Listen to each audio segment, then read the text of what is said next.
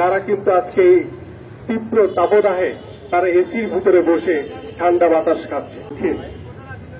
যে মহতি উদ্যোগ নিয়েছে আজকের এই উদ্যোগের সংগ্রামী সভাপতি ঢাকা মহানগর দক্ষিণ বিএনপির সংগ্রামী আহ্বায়ক বীর মুক্তিযোদ্ধা আব্দুল সালাম, আজকের এই অসহায় মানুষ, রিক্সা চালক, সাধারণ মানুষের মাঝে যে পানি বিতরণ করবে, উদ্বোধন করবেন বিএনপির সিনিয়র যুগ্ম মহাসচিব, আন্দোলন সংগ্রামের বলিষ্ঠ কণ্ঠস্বর এবং যিনি সবসময় রাজপথে লড়াকু ভূমিকা রেখেছেন, আমাদের সেই প্রিয় নেতা যারা অ্যাডভোকেট রুহুল কবির রিজভী, আমাদের মাঝে উপস্থিত ঢাকা মহানগর, আমাদের মাঝে উপস্থিত ঢাকা বিভাগীয় সাংগঠনিক সম্পাদক যারা অ্যাডভোকেট আব্দুল সালাম, আমাদের মাঝে উপস্থিত বিএনপির স্বেচ্ছাসেবক বিষয়ক সম্পাদক যারা মীর শরফত আলী শফু, আমাদের মাঝে উপস্থিত জনতার মেয়র ইঞ্জিনিয়ার ইশাক এবং আমাদের বিএনপি সহ সম্পাদক সুমন ভাই সহ উপস্থিত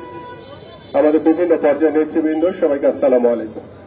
আমাদের ইঞ্জিনিয়ার ইশাক চমৎকার বলেছে, আপনারা শুনেছেন। আমরা বিশ্বাস করি আজকে বিএনপি জনগণের দল, জনগণের কথা চিন্তা করেই বিএনপি সবসময় সকল কর্মসূচি হাতে নিয়ে থাকে। আজকে তীব্র তাপদাহে মানুষ এবং জনজীবন যখন বিপর্যস্ত, আজকে এই ভোটারবিহীন আওয়ামী সরকার যারা দামি নির্বাচন করে ক্ষমতায় বসে আছে, তারা কিন্তু আজকে এই তীব্র তাপদাহে তারা এসির ভিতরে বসে ঠান্ডা বাতাস খাচ্ছে।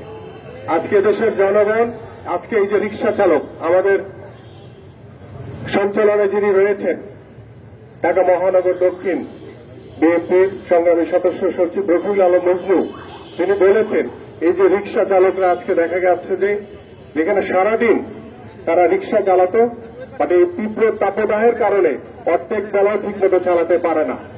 দেখা যাচ্ছে দিন শেষে তাদের ঘরে ঠিকমতো দুমুঠো ভাত জোগাতে পারে না। কিন্তু বর্তমান সরকারের, এই আওয়ামী সরকারের, এই দামি নির্বাচনকারী সরকারের এদিকে কিন্তু কোনো খোঁজ খবর নাই।